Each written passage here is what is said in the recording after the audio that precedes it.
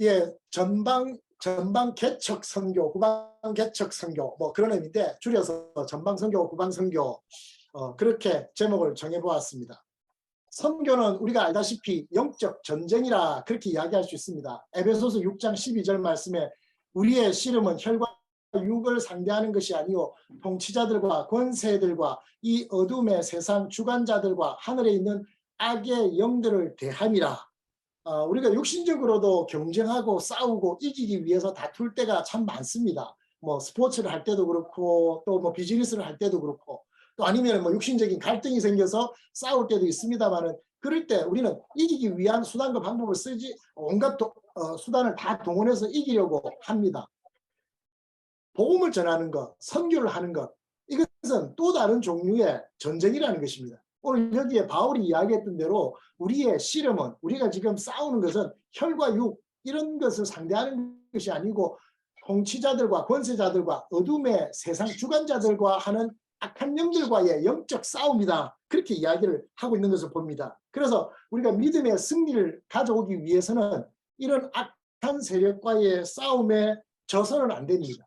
어떻게 하면은 어떤 방법을 쓰면은 좀 더 효율적으로 복음을 많이 전하고 또 타 종교와 믿지 않는 자들에게 우리의 기독교 이 예수 그리스도를 잘 소개할 것인가에 대한 그런 노력과 그런 열정들이 있어야 하지 않을까 그런 생각이 들어집니다. 앞문을 열고 뒷문을 닫아라 그런 말들이 종종 인터넷이나 이런 데 보면은 나옵니다. 뭐 이것은 각 분야에서 고루 사용되어지는 문구이기도 합니다. 요즘 비즈니스 업계에서는 생산을 높이고 그리고 소비를 줄여라 그렇게 해서 이익을 극대화하기 위한 방안들을 찾을 때 이런 문구를 씁니다. 또 교회에서도 이런 문구를 쓰더라고요. 새신자는 쉽게 들어올 수 있도록 교회가 잘 받되 한번 들어온 새신자는 적응하지 못해서 떨어져 나가는 일이 없도록 잘 정착할 수 있도록 뒷문을 걸어 잠궈라. 떨어 나가는 새신자가 없게 만들어라. 그런 내용으로 이렇게 씁니다. 어떤 단체라 할지라도 이 문구는 효율적인 결과물을 얻기 위한 노력으로는 적합한 공통의 주제가 아닐까 그런 생각이 들어집니다. 우리 선교를 할 때도 이 문구는 우리가 공히 사용할 수 있는 좋은 표가 아닐까라는 생각이 들어집니다. 복음을 전하기 위해서 하되 또 이 우리 기독교 내에서 떨어져 나가는 그런 부정적인 어떤 요인들, 방해 요소들 이런 것들은 최대한으로 막을 수 있는 그러한 것들을 우리가 고민해 보아야 될 것입니다. 하여튼 결론은 그것입니다.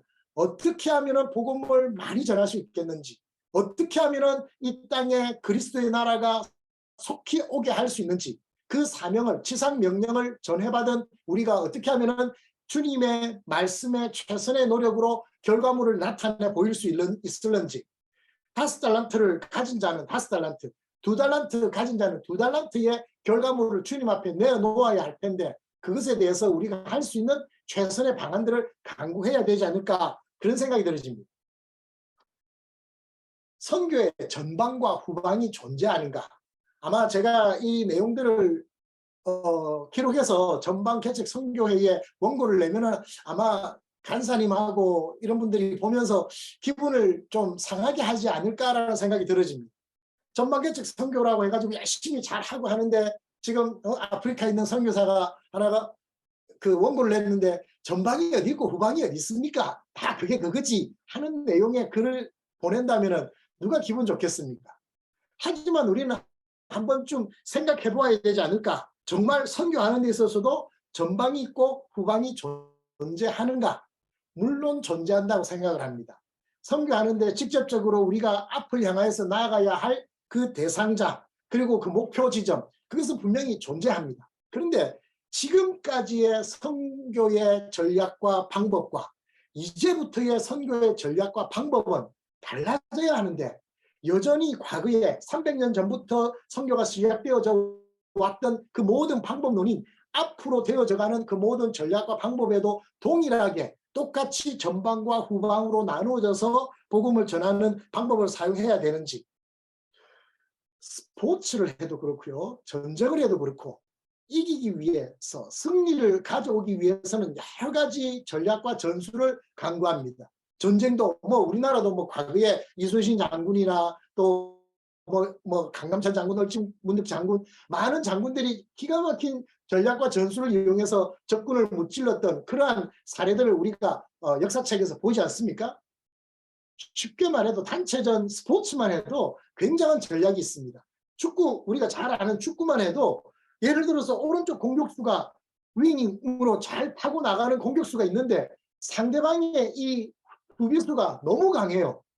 우리 오른쪽 공격수가 강하지만은 상대방의 이 오른쪽 수비수가 너무 강할 때는 또 다른 방법을 사용할 수 있는 것입니다. 중간으로 가든지 아니면은 좌측을 뚫고 가든지 상대에 따라서 그때그때 맞는 작전과 전략이 달라져야 한다는 것입니다. 그래서 우리가 선교를 하는 데 있어서도 전방개척 선교라고 하는 이런 아주 멋진 선교 슬로건과 전략이 있다 할지라도 때로는 또 어떤 때는 어떤 사람에게는 후방개척 선교가 더 유효하게 적효할 수도 있는 것입니다. 그런데 지금까지 우리는 많은 선교의 전방개척 선교의 프론티어 미션에 대해서 많이 집중해 왔던 것이 사실입니다. 그러다 보니까 후방개척 선교하는 또 14집 창문 외에 있는 지역에 있는 사람들은 많이 찬밥 같은 느낌도 있고 소외감을 느끼는 경우들이 왕왕 있었던 것이 사실입니다. 결코 그럴 수 없지 않습니까? 전쟁을 해도 전쟁을 직접 최전방에서 싸우는 특수부대가 존재한다면 후방에서 새로운 신병을 교육시켜서 보급하는 후방부대가 있고 또 그들에게 보급하는 보급부대가 있고 여러 부대가 존재하기 때문에 전방에서 직접 싸우는 그 군사들이 잘 싸울 수가 있는 것입니다. 그런데 전방에서 싸우는 특수부대만 잘했다 오늘 밥 먹으라 그러고 뒤에 있는 후방부대나 그런 교육사단 후원 보급부대는 찬밥 신세를 한다면 누가 그 일을 성의껏 하려고 하겠습니까? 그래서 전방 분명히 존재하고 후방이 존재하는 것 선교에 마찬가지이겠지만은 전방의 그 중요성과 아울러서 후방 선교의 중요성도 우리는 각인할 필요가 있지 않을까. 우리가 잘 아는 대로 14집 창문 그것은 아주 중요한 선교 전략입니다. 지금까지 랄프 윈터 박사가 1974년도에 그 이야기를 하고 지금까지 미전도 종족은 우리 랄프 윈터 박사가 미전도 종족에 대해서 이야기했고 14집 창문은 루이스 부시 박사가 이야기를 했습니다. 그것은 1990년도 이야기를 했습니다. 90년도부터라고 할지라도 32년이 지났고 미전도 종족을 이야기했던 랄프 윈터 박사의 미전도 종족을 이야기한다면 50년 정도가 지금 되어졌습니다. 50년이 채 안 됐죠. 한 47년 정도 지금 되어진 것 같습니다. 하여튼 지금 이 미전도 종족과 14집 창문의 그 선교 이론은 맥을 같이 하는 쌍두마차와 같은 것입니다. 같은 이론입니다. 지역을 정하고 그 지역에 있는 미전도 종족을 위해서 우선 선교를 해야 된다. 집중 선교를 해야 된다라고 하는 그런 공통된 선교 이론이었습니다. 30년이 넘는 동안 40년, 50년 동안 우리는 그 집중 미전도 종족 14집 창문 선교를 위해서 지금까지 매진해왔던 것이 사실입니다. 그 결과 랄프 윈터 박사의 그 이론과 루이스 부시의 그 이론의 모든 교회, 모든 선교단체가 한 목소리로 앞을 다투어서 14집 창문으로 가야 된다. 또 미전도 종족을 해야 된다. 미전도 입양을 해야 된다. FTT 남은 마지막 과제가 바로 미전도 종족이다. 이런 많은 슬로건과 그런 표어들을 만들어내면서 모든 것에 집중해왔던 것이 사실입니다. 그런데 지금까지 했던 그것에 대한 결과물은 어떻습니까? 14집 창문, 미전도 종족 선교. 지금 결과를 볼 때는 별로 그렇게 우수한 성적이라고 말하기가 어렵습니다. 그러면 그것은 실패한 전략입니까? 14집 창문 안에 있는 특징들은 세계 인구의 3분의 1밖에 안 되는 그 지역이지만은 세계의 3분의 1의 지역이지만은 3분의 2의 인구가 그 14집 창문 안에 살고 있습니다. 그리고 그 안에 있는 사람들은 대부분이 이슬람 교도들이고 힌두 교도들이고 불교 교도입니다. 힌두교와 불교는 인도에서 발생하지 않았습니까? 그렇듯이 이 아시아 지역, 특히 14집 창문 안에는 많은 다른 종교 사람들이 집중해서 있는 곳이 바로 그것입니다. 그래서 우리 기독교인 입장에서 복음을 전해야 되는 고기를 얻기 위해서 그물을 던지는데 어디에다가 그물을 던져야 되겠습니까? 정말 우리가 예수님이라도 된다면은 내가 알기로는 그물이 고기가 없어 보이지만은 배 오른편에 던지라 하는 대로 던질 수도 있겠지만은 일반적인 우리 상식이라고 한다면은 고기가 가득 있는 그곳에 가서 그물을 던져야 되지 않겠습니까? 그래야 효율성이 더 높겠죠. 이게 우리가 쉽게 생각할 수 있는 인간적인 계산 방법입니다. 그래서 지금까지 우리는 미전도 종족 14십 창문이라는 그 슬로건 하에 이 이슬람 교도와 힌두 교도와 불교도를 위해서 복음을 전해왔습니다. 그게 지금까지의 14십 창문과 미전도 종족 선교였습니다. 또 이 안에는 세계 80%의 가난한 최빈국 가들이 그게 다 있습니다. 물론 대부분은 아프리카에 있는 나라들입니다. 이 사람들이 가난하고 질병 가운데 또 이교도들이 많이 있는 곳이기 때문에 우리 그리스도의 사랑으로 가야 할 곳은 바로 그곳이다. 지극히 정상적이고 이상적이고 합리적인 그런 선교 정책을 이야기를 해왔던 것입니다. 지금 현재 기독교를 박해하는 국도 대부분도 그 안에 있는 것을 보게 됩니다. 나중에 우리 뒤에 자료에 기독교 박해국 소개를 할 텐데 아주 많은 나라들이 그 안에 있습니다. 그렇다면 우리가 그 사람들에게 무관심할 수 없지 않겠습니까? 우선적으로 그 사람들에게 먼저 배고픈 자에게 먼저 힘들어하는 자에게 복음을 전해야 하기 때문에 할 수만 있으면 많은 믿지 않는 자들이 있는 그곳에 복음을 전해야 하는 것 지극히 당연하고 바람직한 선교 전략이었습니다. 그런데 그 결과는 어떻습니까?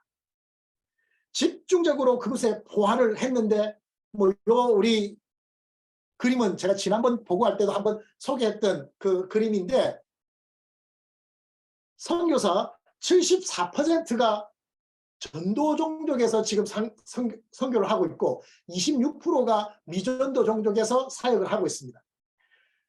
토드 존슨이라고 지금 그 통계학에 있어서 데이빗 바렛 박사가 돌아가셨어요. 2009년도에 돌아가셨는데 데이빗 바렛 박사가 선교 통계학에는 1인자였습니다. 그분이 많은 그런 선교 자료를 남겼고 월드 크리스찬 엔사이클로페디아라고 하는 굉장한 그 방대한 자료집을 그분이 남겼습니다.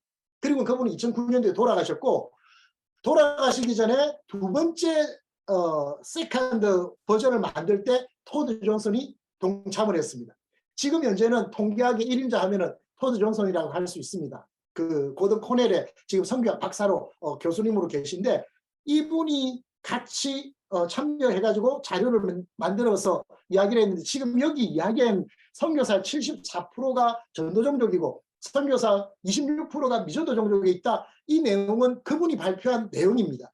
2002년도에 싱가포르에서 선교사 대회를 할 때 그때 발표를 했던 내용인데 그때는 좀 더 구체적으로 선교사 미전도 종족에 사역하는 26% 중에서 이 사람들 대부분이 미전도 종족이 포함되어 있는 국가. 미전도 종족은 어떤 면에서 남아공에도 미전도 종족이 있습니다. 제가 어제 그 여수와 프로젝트 찾아보니까 더반, 제가 있는 더반 요 근처에 저 이시민구라고 하는 데 있는데 여기에도 있더라고요. 우르드족이 그 미전도 종족이 있다. 몇 명이 있는지도 모르겠어요. 하여튼 여수와 프로젝트에는 그렇게 나와요. 그리고 더반 조금 북쪽에 가니까 스와힐리족이 미전도 종족으로 있다고 나와요. 제가 볼 때는 더반 땅에 무슨 남아공에 미전도 종족이 있겠나 하는데 그렇게 분류가 됩니다. 그래서 미전도 종족이 포함되어 있는 국가 거기에서 사역하는 사람까지 다 해가지고 미전도 종족에서 사역하는 사람이 26%라고 이야기 나온 겁니다. 그래서 정작 미전도 종족이 있는 미전도 종족 속에 들어가서 미전도 종족을 하는 사람은 2.4%다. 2002년도에 발표했으니까 지금은 꽤 많이 좋아졌을는지 모르겠습니다만 2002년도라고 하더라도 74년도에 미전도 종족을 랄프 윈터 박사가 부르짖었는데 그리고 30년이 넘는 기간이 지났습니다. 30년이 안 되네요. 거의 30년. 거의 30년이 한 세대가 지나고 난 다음에 토드 존슨 박사가 발표한 게 이렇다는 것입니다.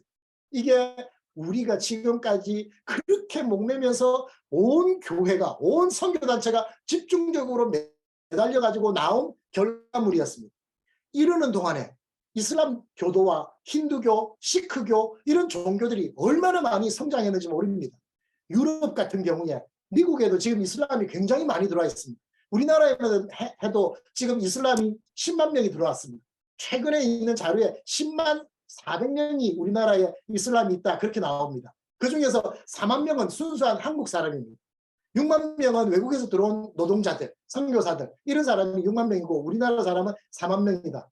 우리 10만 명이 우리나라에 무슬림이 들어와 있다는 거 우리가 못 느끼지 않습니까? 그럴 정도로 굉장히 많이 파급하고 있는 그런 중입니다. 그래서 지금 우리가 해왔던 그 집중적으로 14일 창문 안에 랄프 윈터 박사나 루이스 부시 그 박사가 했던 그것에 대해서는 저는 가장 큰 칭찬이라고 한다면은 그 전에는 각 세계에 있는 선교단체나 교회나 이런 선교사들이 우리가 어디로 파송하지? 내가 선교사로 가고 싶은데 어디로 가면 좋지? 라고 하는 데 대한 기준이 뚜렷이 없었습니다. 그래서 분명한 타겟이 정해지지 않았을 때에 이 두 분이 했던 그 업적은 전 세계에 있는 교회에 바로 여기입니다 하고 좌표를 찍어준 것입니다. 흔히 뭐 정치권에서 많이 좌표를 찍는다 이런 표현하지 않습니까? 좌표를 찍어주니까 온 그 전 세계에 있는 사람들이 하고 그곳으로 집중 포화를 할 수 있는 집중력을 가져오게 됐다는 것입니다. 그런 면에서 저는 이 두 분의 그 업적은 굉장했다. 그리고 앞으로도 우리가 지금 해오고 있는 이 미전도 종족은 계속 가야 되는 것도 사실입니다. 그런데 방법이 달라져야 되고 좀 더 치중해야 되는 그런 것에 좀 더 균형이 있어야 된다 하는 것이 제 개인적인 이론입니다. 지금 여기가 14일 창문, 루이스 부시가 이야기했던 그 창문 아닙니다. 북부 아프리카 대부분, 그리고 중동, 그리고 아시아. 이 지역에는 대부분의 가난한 사람들, 또 질병이 많고, 또 이교도들, 이런 사람들이 집중해 있기 때문에 우리가 이곳에 집중해서 선교하지 않으면 안 되는 그러한 필요성을 느꼈던 것입니다. 그런데 결과물이 그래서 14집 창문을 주창했던 루이스 부시가 414 윈도우를 또 주창을 했습니다. 이거는 그와 같은 그런 지도상에 나오는 북위 10도에서 40도, 북위 4도에서 14도가 아니라 4살부터 14살까지의 사람들을 이야기합니다. 주로 어린이와 청소년에 해당하겠죠. 티네이저 정도, 티네이저도 아니네요. 하여튼 뭐 유치원생, 초등학생, 뭐 맥시멈 중학생까지 그 정도의 학생을 집중적으로 우리가 선교해야 된다라는 슬로건을 새롭게 내세웠습니다. 루이스 부시가 이야기한 것은 지역 선교에서 대상 선교로 전환해야 된다를 주창한 것입니다. 왜요? 지역 선교에 우리가 지금까지 그렇게 해봤는데 결과가 안 좋았다라는 것입니다. 예수님도 복음을 전하려고 예수님 고향이나 이런 데 했는데 결과가 안 좋았었어요. 바울도 어떤 지역에 가가지고는 실패한 적도 있었습니다. 그래서 어떻게 합니까? 방법을 바꾸어야죠. 장소를 달리 해야죠. 시기를 다시 봐야죠. 전략을 바꾸어야 되는데 지금까지 우리 그 교회와 이런 단체에서는 이런 부분에 대해서 굉장히 조심스러워했던 것이 사실입니다. 그런데 그 루이스 부시가 지역 선교 14창문 지금부터는 취소다. 대상 선교를 가야 된다 하면서 414 선교를 주창한 것입니다.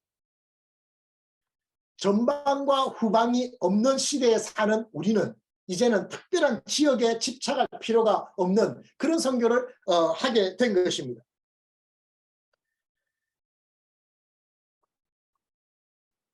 예, 지금은 우리가 그 4차 산업 시대다 그렇게 이야기를 하죠. 메타버스 이야기하죠. 가상현실, 가상세계 뭐 여러 가지로 뭐 많이 응용해서 지금 이야기가 되어지고 있습니다만은 앞으로 우리가 관여하는 것은 뭐 우리가 보통 전철을 타고 가도 전철 타고 옛날에는 신문을 보거나 성경을 보거나 사람들과 대화하거나 하는 사람들이 줄을 이루었지만은 지금은 다 자기 핸드폰을 봅니다.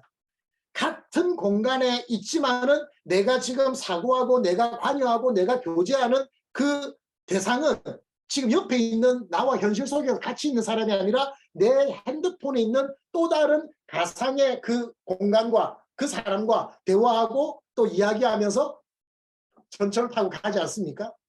우리가 집에서나 직장에서나 또 재택근무를 할 때도 얼마든지 이러한 것들이 우리의 현실에 다가올 수 있는 시대가 되어졌습니다. 그런데도 불구하고 우리는 전방 저것으로 가야 된다라고 하는 그런 생각을 하고 있다면 굉장히 시대에 뒤처지는 선교 전략을 가지고 있다라고 밖에 볼 수가 없는 것입니다.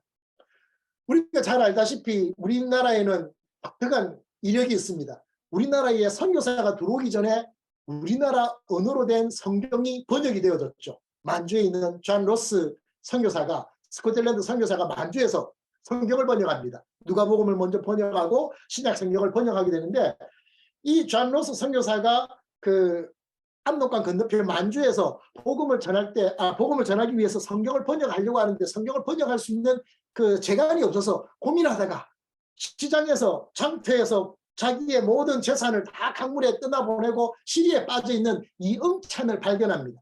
그리고 그 이응찬에게 제시합니다. 내 조선어 선생님이 좀 되어주면 내가 많은 돈을 주겠다고. 아니, 자기 사업자금 모든 물건 다 날려버리고 시리에 빠져 있는 이 사람한테는 정말 희소식이었죠. 그래서 이영찬은 거기에 응해서 존 로스의 한국어 선생님이 됩니다. 한국어를 가르쳐주면서 점점 이 이영찬이 존 로스에 의해서 전도되어져서 결국에는 성경을 번역하는 그 일을 완수하게 됩니다. 물론 신약 성경이 다 완수되기 전에 이영찬은 죽게 되죠. 그런데 그 성경이 쪽복음 성경이 만들어지고 난 다음에 조선으로 들고 들어왔던 사람이 이영찬입니다. 그때 개나리 보따리를 만드는 이 끈을 이영찬은 쪽복음을 일일이 다 찢어가지고 접어서 그것을 머리 따듯이 따서 끈을 만듭니다. 그리고는 속여서 무사히 강을 건너서 우리나라로 들어와서 복음이 전해집니다. 그런 시대라고 한다면은 전방이 분명히 존재하고 후방은 뒤에 있을 수밖에 없습니다. 그런데 지금 메타버스가 있고 인터넷이 있고 뭐 이런 시대에는 지금 그런 것과는 너무나 차별화되어진다는 것입니다. 제가 신학교 다닐 때 선교사 열전을 제가 이렇게 두꺼운 책 아닙니까?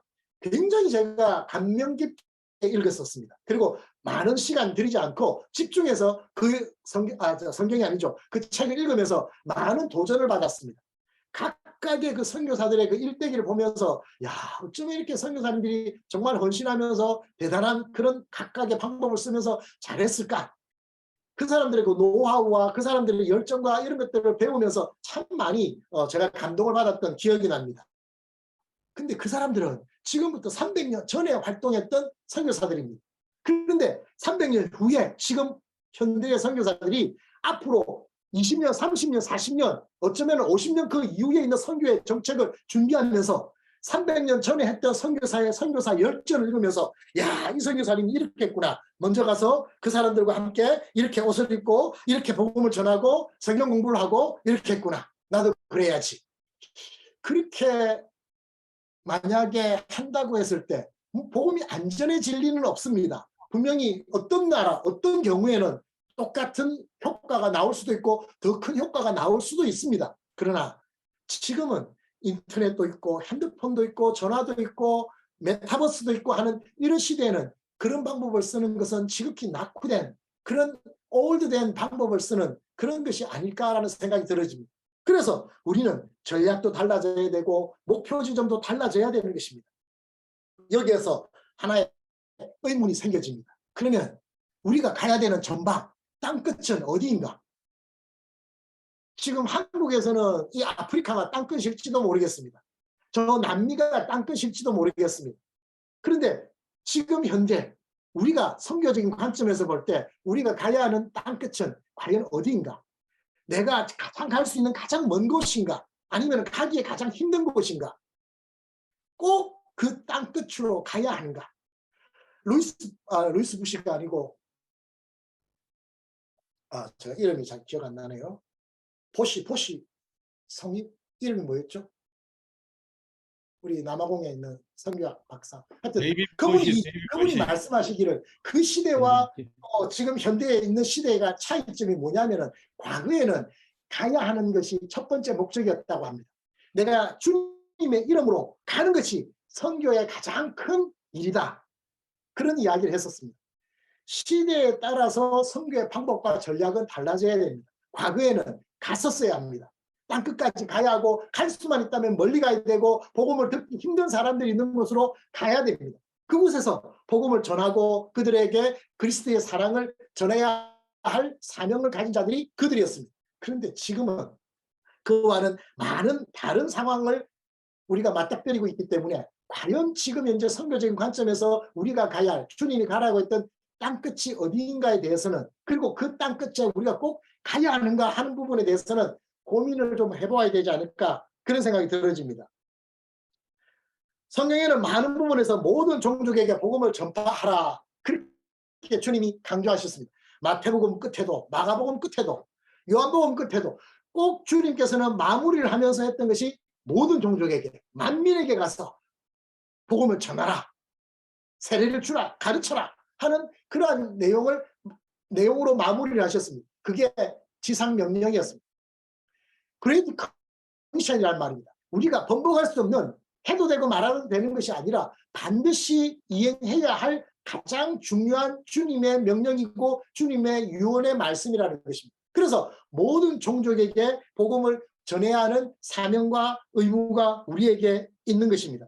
그런데 이전에 제가 그 고등학교 때 부흥회를 하면서 어느 부흥 강사 목사님이 성경 부흥 강해를 하시면서 성경에 이렇게 줄 치는 습관을 자기가 이전에 하다가 지금은 줄을 안 칩니다 그래요. 그래서 왜 그런가, 줄을 치면 더 좋지 않을까, 중요한 구절, 그런 생각이 들었는데, 줄을 치는과 동시에 그 줄 친 구절 앞, 뒤 구절은 상대적으로 죽게 됩니다, 그런 말씀을 하시더라고요. 제가 그걸 딱 들으면서 굉장히 일리 있는 말씀이라는 생각이 들었습니다. 줄 친 구절, 요한복음 3장 16절은 아는데 15절이 무엇인지 17절이 무엇인지 아는 사람 많지 않습니다. 모든 종족에게 복음을 전하라, 미전도 종족 13창문, 이런 어떤 말씀이 틀렸다라고 우리가 말한다거나 과장되었다고 말할 수는 결코 없습니다. 너무나 중요하고 또 앞으로도 계속 해야 하는 것이 맞습니다. 그런데 지나치게 그것에 대해서 집중하고 강조하다 보니까 후방선교가 무엇인지, 보급팀이 뭔지, 기도의 동력자가 무엇인지, 앞으로 내일의 선교를 준비하는 선교 동력원을 어디서 만들어야 되는지, 이 모든 것에 대해서는 전무하리만큼 관심을 덜 갖게 만드는 요인이 되어졌다는 것입니다. 종족이 무엇입니까? 모든 종족에게 복음을 전하라고 했는데, 종족 히브리어가 어떻고 헬라어가 어떻고 이런 이야기는 우리 선교사님이라고 할 필요는 없을 것 같고요. 종족이라고 하는 그 자체가 에도스라고 하는 습관, 관습에서 나온, 그래서 함께 어우러져서 같은 문화권을 가지고 같은 언어를 쓰면서 같은 생활 양식을 가지고 살아가는 그룹, 그렇게 우리는 정의할 수 있을 거라고 생각을 합니다. 그 종족, 왜냐하면 그 종족이 같이 살고 같이 어우러져 있고 같은 언어를 쓰기 때문에 그 중에 누군가에게만 복음을 전하면은 그 사람으로 인해서 또 같은 종족에게는 쉽게 복음이 전파되어질 수 있기 때문에 종족 단위로는 적어도 이렇게 복음이 전해지면 좋겠다라고 하는 그러한 말씀을 하시지 않았는가, 그런 생각이 들어집니다. 그런데 종족의 개념이 규모가 어디까지가 한 종족이라고 보아야 되는지 아주 애매합니다. 아브라함을 히브리 민족이라고 하지 않습니까? 히브리 민족의 가장 수장 하면은 아브라함, 강을 건너왔다, 그래서 히브리, 그런 의미로 해서 히브리 민족의 가장 어른으로 그렇게 생각합니다만은 3대가 지나가면서 야곱에게 가서 12자손으로 12지파, 12종족으로 분화가 됩니다. 그 뒤로는 그 야곱의 루벤 지파, 요셉 지파 있지 않습니까? 그 각 지파는 히브리 지파라고, 히브리 종족이라는 말을 쓰지 않고 그들 종족의 이름을, 고유한 이름을 사용합니다. 그러면은 만약에 내가 아브라함의 아들에게 복음을 전했다고 했을 때 이 히브리 민족은 복음이 전해진 건가요? 그 후대로 계속 나오는, 거기에서 그 규모가 엄청나게 커지고 그 안에서 종족이 나누어졌다 할지라도 복음이 전해진 종족에 포함이 되는가요? 한번 저는 생각해 볼 때 좀 애매하다는 생각이 들어집니다. 종족의 개념과 종족의 규모에 대해서 우리가 생각할 때 한도 끝도 없지 않겠습니까? 인구는 계속 늘어나는데 새로운 종족은 얼마든지 생길 수가 있고, 이미 믿는 종족도 그 믿는 사람들이 죽어지거나 이렇게 될 때, 코로나 때문에 갑자기 많은 교회에 믿는 사람들이 죽는 경우도 있을 수도 있는데, 그러면은 믿는 그룹들이 갑자기 없어질 수도 있고, 그렇기 때문에 이런 부분에 대한 우리가 또 다른 개념이 잡히지 않으면 굉장히 혼란을 가져오지 않을까 그런 생각이 들어집니다. 지금 여기 있는 것은 조슈아 프로젝트에 있는 그 전 세계에 있는 미전도 종족을 표시한 그 내용입니다. 지금 가장 갈색, 진한 갈색으로 새겨진 것이 미전도 종족이고 점점 옅어져서 녹색으로 갈수록 전도 종족이 많은 그런 것으로 분포되어 있습니다. 지금 대충 보더라도 어디에 가장 많습니까?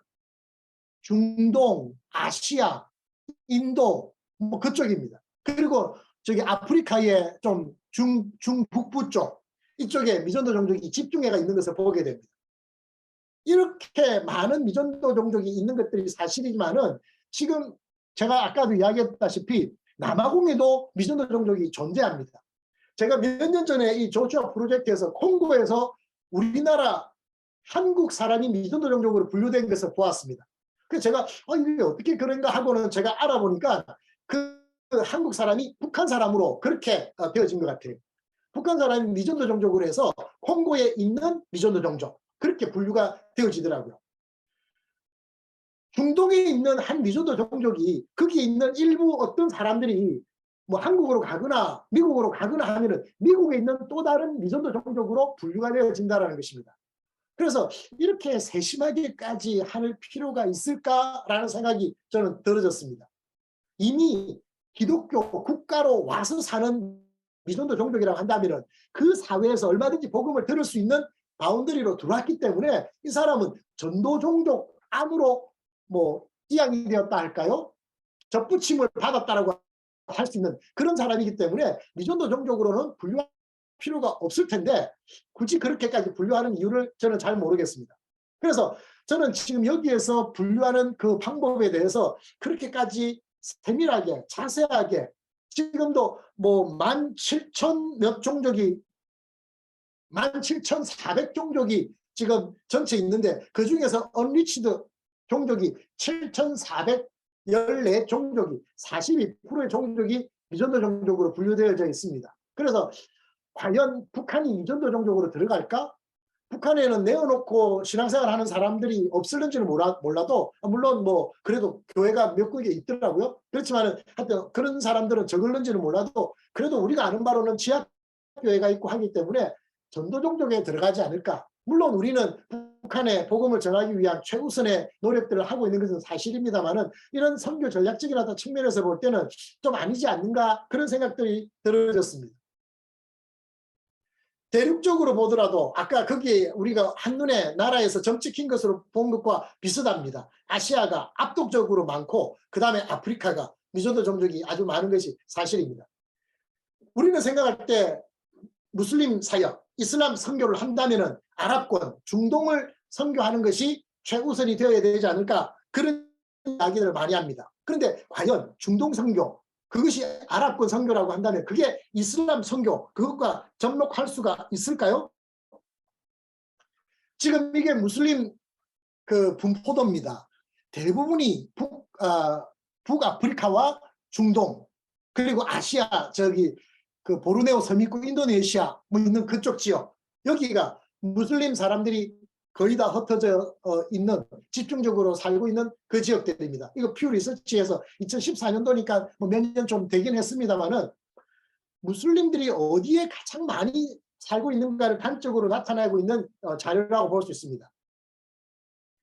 대륙별로 무슬림을 보면 아프리카가 4억 2,900만, 중동이 2억 5천, 반 정도밖에 안 됩니다. 우리는 이슬람 선교 하면은 중동 선교, 아랍권 선교 그렇게 이꼴로 생각을 하지만 사실은 아프리카에 있는 무슬림의 반 정도밖에 안 됩니다.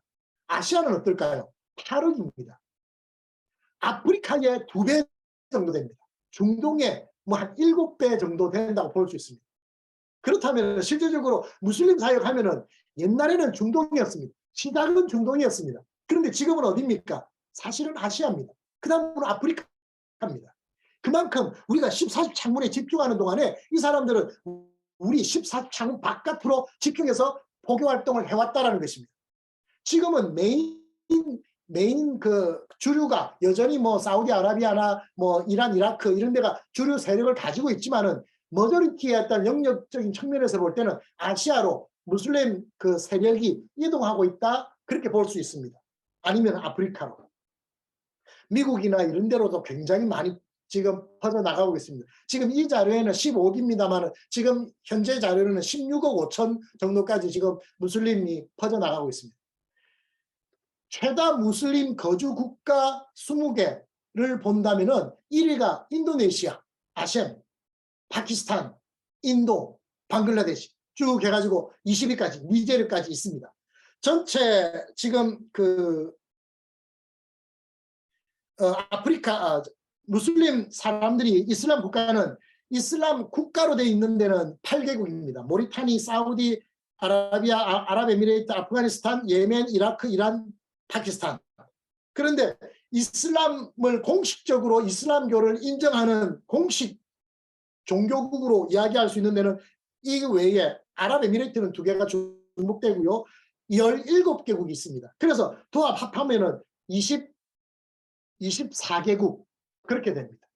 그 외에 중국에도 꽤 많이 있거든요. 미국에도 있고 우리나라에도 있지 않습니까? 이런 나라는 이 명단에도 안 나옵니다. 그럴 정도로 이 무슬림이 전 세계에 엄청나게 많이 퍼져나가고 있는 것이 사실입니다. 지금 여기에서만 보면 제가 색깔로 대륙별로 지금 아까 이야기했던 대로 언급을 했습니다만은 지금 이게 아시아입니다.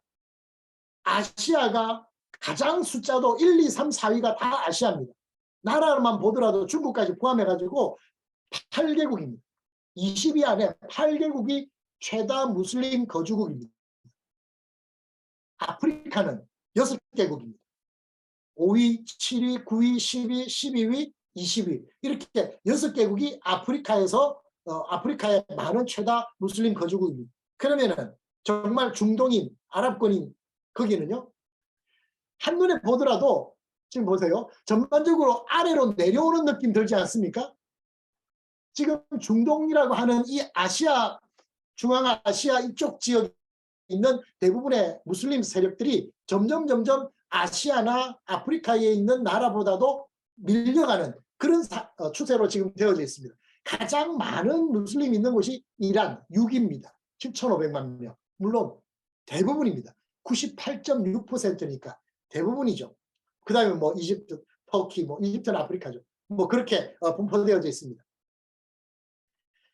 지금 우리가 세계 선교 통계 이게 스테이투스 오브 글로벌 크리스찬니티 2021년 최근에 2022년 자료가 나오긴 했는데 제가 다운은 받았는데 지금 자료를 지금 준비하면서 업데이트를 못해서 21년 자료를 제가 함께 여러분 봤으면 좋겠는데 이 자료는 아까 제가 이야기했던 대로 토드 존슨 밑에 자료 출처 있죠. 지나줄로는 같이 지금 그 고든 코넬 대학에서 같이 선교 학 교수로 있으면서 같이 선교 센터를 같이 운영하고 있습니다. 공동 코 디렉터입니다.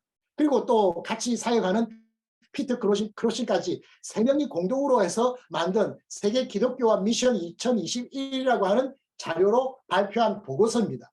매년 보고되어지고 있는데 이것을 그 한국 선교 정보 네트워크에서 번역을 했어요. 이게 그들이 발표했던 자료를 한 장으로 이렇게 축약해서 볼 수 있는 도표인데 이거는 그 토드 존슨 그 팀에서 만들어낸 것인데 우리 그 한국 선교정보 네트워크에서 이렇게 잘 좀 더 시원하게 한국말로 이렇게 번역을 해서 잘 이렇게 바꿔놨습니다. 참 고맙게.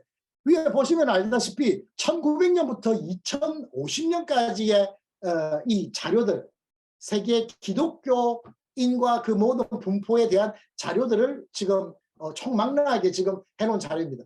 지금 윗부분만 지금 우리가 한번 이렇게 보십시다. 세계 총 인구의 뭐 다른 것보다는 그 변화율을 한번 보십시오. 1.19입니다. 총 인구, 세계 인구가 성장하고 있는 율이 지금 1.19라는 거 기억을 좀 해주시면 좋겠고요. 2025년, 2050년에 점점 이렇게 인구가 성장해가 있고 지금 이게 볼드체로 되어 있는 게 지금 2021년 중반이니까 지금 우리 시대와 가장 가까운 데이터고 제일 왼쪽에 있는 데이터가 120년 전에 1900년의 데이터입니다. 그리고 2000년하고 이 데이터를 이렇게 여러분들이 같이 보시면서 좀 이렇게 한번 보시면 좋겠는데 지금 총 인구가 1.19%에 성장률인데 기독교를 보십시오. 기독교의 성장률이 총 인구 성장률보다도 떨어집니다.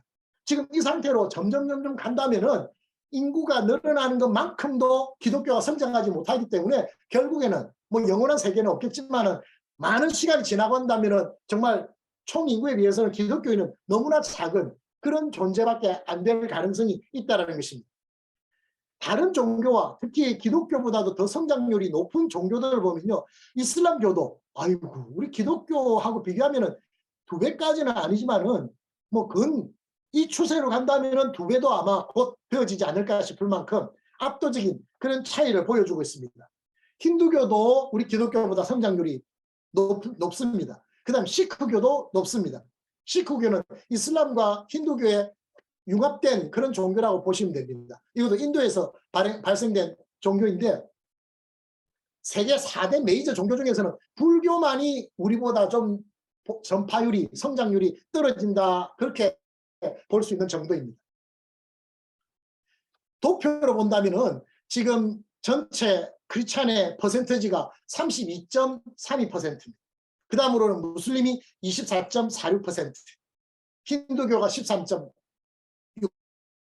뭐 그런 정도로 됩니다. 그래서 여기 우리 크리스찬이 가장 많은 퍼센티지를 차지하는 것이 다행스럽기는 합니다만은 이 안에는 기독교, 개신교만 있는 것이 아니고 천주교도 포함되고 정교회도 포함되고 독립교단도 포함되고 모든 하여튼 성경 보는 기독교는 다 포함됩니다. 다시 보십시다. 기독교와 이슬람만 한번 보시면요. 끝에 제가 빨간 것으로 이렇게 해놓은 것 2050년 이건 가상 수치인데 이 상태로 이 비율로 간다면은 2050년 되면은 이 추세로 간다고 보면은 한 50년 정도 되면은 그렇게 바뀌어지는 것 같습니다. 지금 그 다음에 대륙별 기독교 그 숫자를 한번 보시면요. 지금 북반구 제일 위에 북반구가 있고 그 밑에 남반구에 그 인구가 있는데 북반구의 인구 비율은 0.1이고 남반구는 1.82입니다. 지금까지 북반구의 대부분이 기독교인들이 치중해 있었는데 그것이 지금 급격하게 100년 전에는 4억 5천, 4억 6천 정도 되었는데 지금 8억 1천 정도 되지 않습니까? 그런데 인구 전체 비례해가지고 그 성장하는 그 비율이 퍼센티지가 굉장히 저조하기 때문에 죄송합니다. 이게 북반구네요. 예, 유럽을 보면은 유럽은 지금 성장이 0.01입니다. 그리고 아프리카가 2.81로 대륙별로 봤을 때 가장 높은, 이거 뭐 비교가 안 됩니다. 유럽하고 이거 몇 배라고 말할 수 없을 정도로 엄청난 그런 격차를 보이고 있는 것을 보게 됩니다. 북반구의 인구의 노란색을 보시면 마지막 2050년에는 인구가 저렇게 줄어갑니다. 그래서 북반구에 있는 인구가 기독교인들이 이렇게 줄어가고 남반구에는 급격하게 많이 늘어나고 있다는 것. 그 중에서 사실은 대부분은 아프리카와 아시아에 집중해 있는 것을 보게 됩니다. 아시아만 하더라도 2050년에 보면은 아프리카에 비해서 월등히 떨어집니다. 100만, 1000만, 1억, 10억, 13억 정도가 2050년에 아프리카에 기독교 인구가 생겨지는데 그 중에서 아시아는 5억 7천 뭐 그 정도 되어집니다. 유럽은 5억 정도가 되어지네요. 이걸 본다면 지금 이제 이 추세로 우리가 간다고 했을 때 기독교가 세계 인구 성장률보다 그리고 다른 종교들보다 떨어지고 또 북반구에 지금까지 기독교 성장으로 북반구가 차지하던 그 역할이 남반구로 내려오고 아프리카가 그만큼 중요해지고 있다. 아프리카가 앞으로는 세계 선교를 담당해야 될 그 중요한 기지 역할을 감당하게 된다. 그것을 우리가 이 데이터를 통해서 우리가 볼 수가 있는 것입니다. 지금 뭐 KWMA나 또 많은 그런 그 단체에서 선교사 재배치를 해야 된다. 전략적 재배치에 대해서 논의를 많이 하고 있는 것이 사실입니다. 저도 제 개인적으로 선교사가 너무 집중적으로 한 곳에 많이 몰려 있다. 저도 동의를 하고 우리가 지금 살고 있는 이 남아공, 남부 아프리카만 하더라도 지금 이곳에 특히 남아공에 많이 몰려 있는 것이 사실이고 남아공 안에서도 케이프타운과 하우텐과 뭐 이런 지역에는 좀 더 집중적으로 몰려 있는 것이 사실입니다. 다른 사람들은 원주민들은 그 현지인들은 흩어져 있는데 선교사들은 모여 있습니다. 그래서 선교를 효율적으로 하는 그런 것으로 볼 때는 바람직하지 않은 모습이다 하는 부분에 대해서 충분히 공감이 되어집니다. 그리고 우리 남아공보다도 더 열악하고 어려운 그런 현실에 주변에 그런 나라들이 많이 있는데 남아공으로 많이 집중해 있고 흩어지지 않는 것도 사실입니다. 그런데 최근 몇 년 동안에 남아공에 비자가 잘 안 되면서 지금 에스와티니는 우리 선교사가 굉장히 많이 늘어났습니다. 지금 뭐 남아공에 있는 우리 김영암 선교사님도 거기로 지금 가셨지만은 저희 GMS 선교사님 여러분도 지금 거기에 들어갔습니다. 비자만 뚫리면 오겠다고 하는 사람들도 있고, 그런데 비자 때문에 지금 그곳에 비자발적 재배치가 되어진 상황입니다. 어떤 면에서는 하나님께서 하시지 않았는가 그런 생각이 들어집니다. 애써서 우리가 억지로 그 사람들을 쫓아내고 막 못 오게 하고 그러지 않더라도 하나님께서 이런 어떤 시스템을 통해서 하게 하시지 않았는가라는 생각도 들어집니다. 그렇지만은 하여튼 선교사 전략적 재배치, 저는 개인적으로 공감을 하고 동의를 합니다. 그러나 지금 그분들이 주창하는 것과 100% 같지는 않습니다. 박해국과 비박해국, 그런 나라들이 분명히 이 지구상에는 존재하는데 지금 이것은 2022년 최근에 지금 발표된 세계 박해 국가 리스트입니다. 50위. 1위가 아프가니스탄. 뭐 1년 1년마다 북한하고 아프가니스탄하고 1, 2위를 다투고 있습니다. 하여튼 아프가니스탄, 북한, 소말리아, 뭐 리비아 뭐 쭉 해가지고 지금 이 말레이시아까지 50개국이 지금 여기에 기록되어져 있습니다. 이런 박해 국가에서의 극찬하고 비박해 국가가 아니라 기독교 국가, 또 심지어는 어릴 때부터 기독교가 완전히 문화화된 기독교 문화국과의 차이는 엄청날 거라고 생각합니다. 지금 이런 국가에서 예수를 믿는다는 것은 목숨을 내놓고 순교로 각오하고 믿는 사람들입니다. 이 한 사람의 영향력은 엄청날 수 있습니다. 그런데 남아공 같은 곳, 남부 아프리카나 기독교 국가 이런 데서 예수를 믿는 사람은 언제든지 내가 손해가 되어지거나 또 내가 시간이 없거나 하면은 교회 가는 일이나 예수 믿는다는 것에 대해서는 차선으로 돌릴 수 있는 그런 사람들이기 때문에 이 사람과 이 사람을 1대1로 비율로 놓고 재분배를 해서 퍼센테이지를 나누어서 지금 한다라는 것에 대해서는 저는 좀 아니지 않을까 그런 생각이 들어집니다. 지금 여기 50개국 중에서 상위 50개국 중에서 11개국은 극심한 수준의 박해를, 39개국은 매우 심한 수준의 박해를 받는 것으로 드러났습니다. 29개국은 아시아에 있고 18개국은 아프리카, 10개국은 중동, 4개국은 중앙아시아, 3개국은 라틴 아메리카에 있습니다. 그리고 34개국은 이슬람교가 주를 이루는 나라에 있고 4개국은 불교, 2개국은 힌두교, 1개국은 무신론, 1개국은 불가지론, 10개국은 기독교가 주요한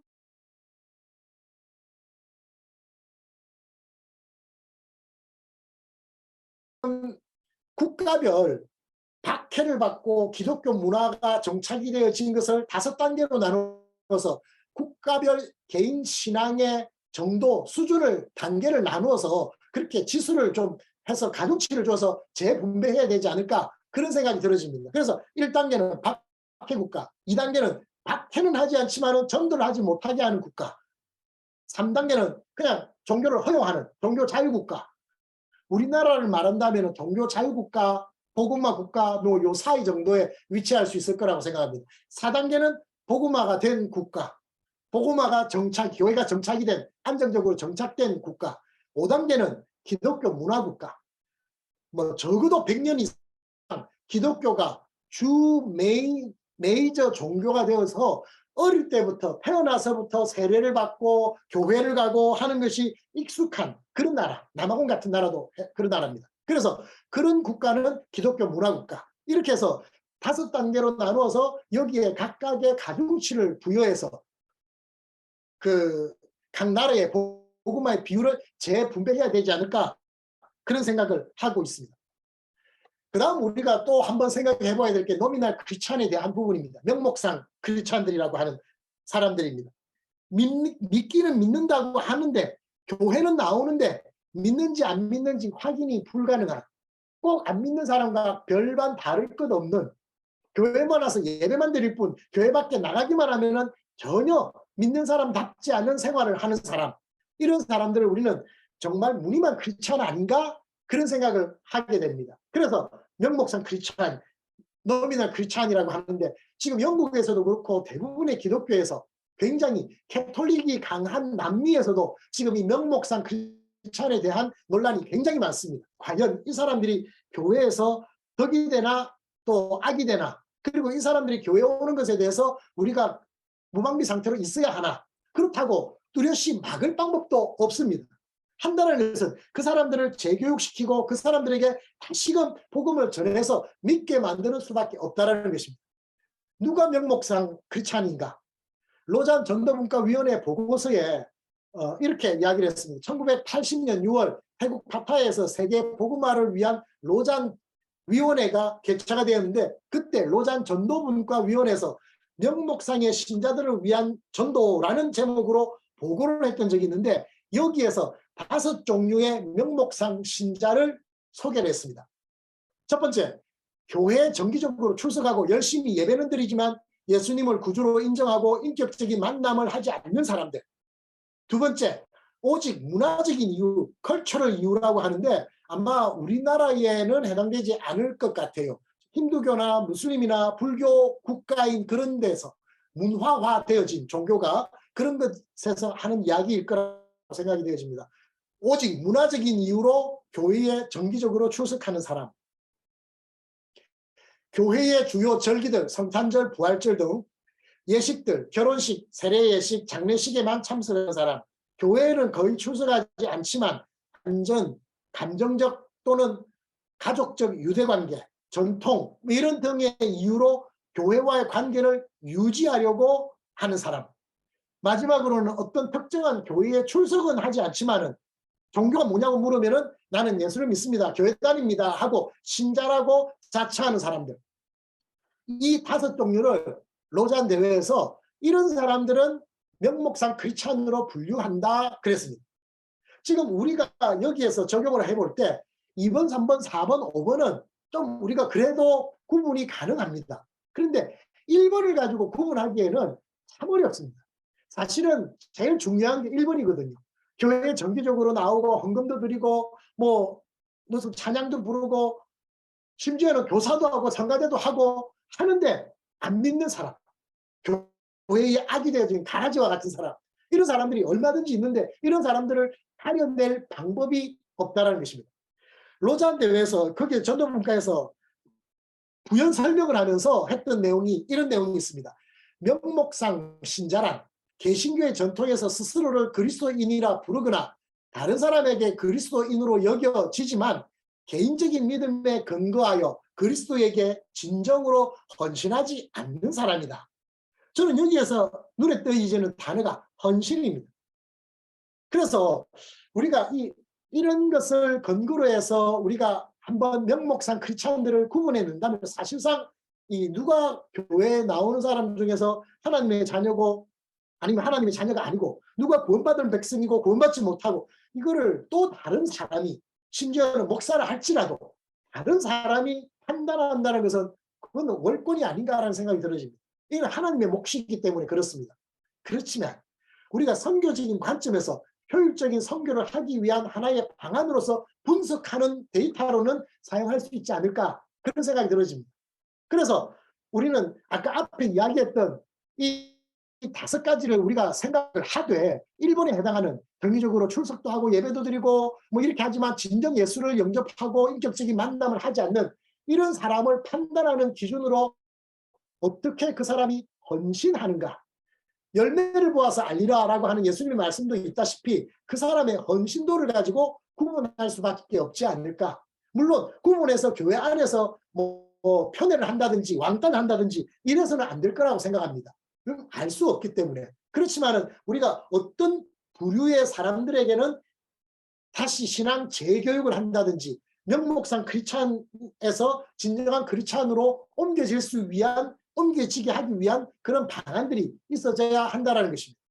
물론 헌신이라고 하는 것을 표현하는 것에 일단 첫 번째로는 주일날 주일 성수 예배에 출석하는 그 빈도가 얼마나 많은가, 그 다음에는 교사나 성가대 같이 이렇게 봉사를 하는가, 그 다음에는 헌금을 어떻게 하는가, 그 다음에 선행을 얼마나 하는가, 이 5가지 정도로 이 헌신의 정도를 나누기는 합니다. 그러나 그것도 역시 좀 어폐는 있습니다. 각 교단이나 교회나 나라마다 기준치는 다르게 적용할 수 있지 않을까라는 생각이 들어집니다. 피터 브렐리가 이야기했던 명목상 기독교인에 대한 대륙별 통계, 이건 뭐 제가 지난번에 보고했던 내용이기 때문에 참고로 한번 그냥 알려드리는데, 일단은 전체 명목상 신자 중에서 즉 아프리카와 오세아니아는 뭐 인구가 얼마 안 되니까 퍼센터지가 높다고 할지라도 인구 수로는 사실은 그렇게 많지가 않습니다. 가장 많은 데가 아프리카라는 것입니다. 그래서 이 아프리카가 서양 강대국에 의해서 반강제적으로 기독교화 되어지다 보니까 거기에 대한 반작용인지 모르겠지만은 명목상 크리스찬이 유럽보다도 많다라는 사실입니다. 유럽이 44%밖에 안 되는데 평균입니다. 전체 평균이 44%인데 유럽이 평균을 유지하고 있습니다. 이거는 지금 꽤 오래된 자료이기 때문에 그런데 지금은 그 영국에서도 그렇고 굉장히 명목상 신자에 대한 그런 대책을 많이 강구하고 있는 것을 보게 되는데, 하여튼 아프리카가 이만큼 명목상 신자가 많다. 그래서 교회가 덩치는 커도 사실은 힘을 잃고 있는 모습이 많다라는 것을 우리가 생각해 볼 수가 있는 것입니다. 이런 통계가 반영이 되어지지 않은 채 뭐 KWMA나 이런 뭐 크림이나 이런 데서는 그냥 공평하게 한 성도 박해국이나 기독교국이나 똑같이, 또 명목상 신자가 이렇게 많아도 그것도 똑같이 그렇게 해서 분류해서 선교사를 재배치를 해야 된다. 여기에 대해서는 저는 좀 아니라는 생각을 좀 하기 때문에 좀 그런 의견을 좀 그들에게 좀 전했으면 좋겠다는 생각을 하고 있습니다. 지금까지 이 선교가 이렇게 되어져 왔는데, 아까도 말씀드렸다시피 이슬람들이 지금 아시아와 아프리카로 엄청나게 퍼져나왔지 않습니까? 그런데 지금 기독교는 어떻습니까? 명목상 신자가 늘어나고 지금 영국 같은 경우에는 교회가 지금 큰일 났다라고 이야기하는 그런 상황입니다. 그래서 기존의 유럽과 같은 그 교회가 강성했던 나라는 지금 거의 힘을 잃은 그런 기독교 국가가 되어져 갔고, 지금 무슬림 국가는 더 강성한 무슬림 국가로 성장을 했고, 무슬림 국가가 아니던 많은 국가들이 무슬림 국가화 되어졌습니다. 그리고 한국과 남아공이나 이런 지역까지도 무슬림들이 굉장히 많이 파급되어져 온 상황입니다. 이런 상황에서 지금까지도 여전히 지금까지 해왔던 것처럼 우리의 선교의 목표는 14집 창문이고 미전도 종족이다, 이렇게 만약에 슬로건을 가지고 한 세대만 더 지나간다면 14집 창문 안에 선교사를 파송할 선교 동력원을 어디에서 얻을 수가 있겠습니까? 선교는 지역에 따라서 그렇게 그곳으로 몰려서 가야 되는 그런 것으로 가서는 곤란합니다. 각 지역에 맞는 맞춤 선교를 할 수 있는 정책이 되어져야 됩니다. 이 아프리카는 아프리카대로, 여기에는 질병이 아프리카에는 어느 대륙보다 많지 않습니까? 서양 강대국에 의해서 가장 많이 짓밟힌 대륙이 아프리카가 아닙니까? 그러면 서양인들에 의한 선교보다는 동양인에 의한 선교가 좀 더 우선이 되어져야 되고, 당장 복음을 전하는 교회 선교보다는 질병과 대처해서 싸울 수 있는 그런 의료 선교와 함께 병행되어져야 하지 않겠습니까? 그리고 가장 문맹인이 많고 가난한 사람들이 많은 이 아프리카라고 한다면 그들과 함께 학교를 지어서 한글을 가르치고 또 지식을 가르치면서 복음을 전하는 이러한 전략으로 맞춤 선교로 바뀌어져야 되지 않겠습니까? 그 나라의 그 대륙에 맞는 그러한 선교 정책이 필요한 그런 시대가 아닌가, 그런 생각이 들어집니다. 결론입니다. 결론은 한 줄입니다. 전방 선교와 후방 선교 두 트랙 선교를 해야 한다. 이상입니다.